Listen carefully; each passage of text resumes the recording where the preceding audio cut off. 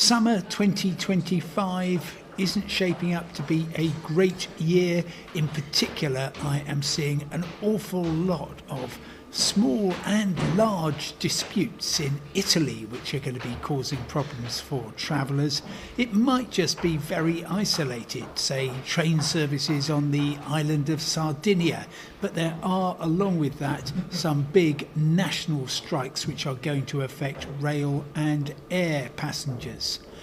In France, well, the good news is that the air traffic controllers haven't yet called any strikes so far this summer. There are fears that they may do so because of the strains in the air traffic control system, but if they do, it's possible that overflights may not be so badly affected, given the vast number of flights from the UK to Spain and Portugal, which normally traverse French airspace. That is a good thing.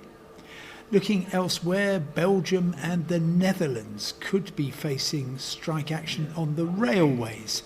That will have the effect, probably, if it goes ahead, of pretty much closing down all services except for operators such as Eurostar.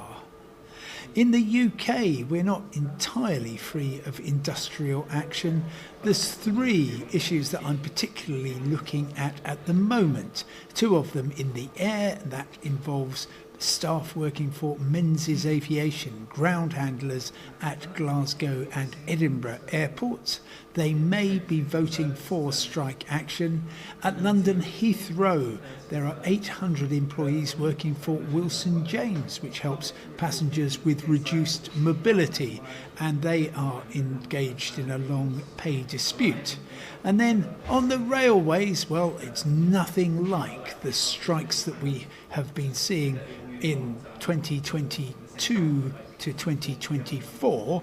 We are seeing a little bit of industrial action in the shape of an overtime ban lasting for 5 months for cross-country trains, but that is among members of the RMT, and it does not apply on Sundays, which is the day that many train operators rely on overtime to run their services. Bear in mind your rights are very different depending on whether you're flying or taking a train.